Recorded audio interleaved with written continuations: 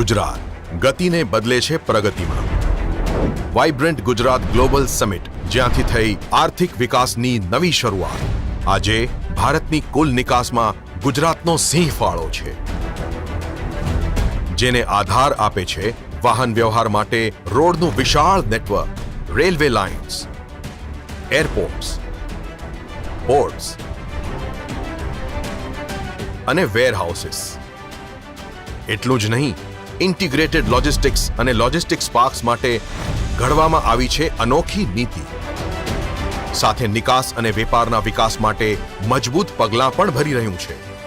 20 વર્ષમાં ગુજરાતે ભારતના વિકાસમાં મહત્વનું યોગદાન આપ્યું છે અને હવે વિકસિત ભારત @2047ના ગ્રોથ એન્જિન તરીકે ગતિશીલ છે.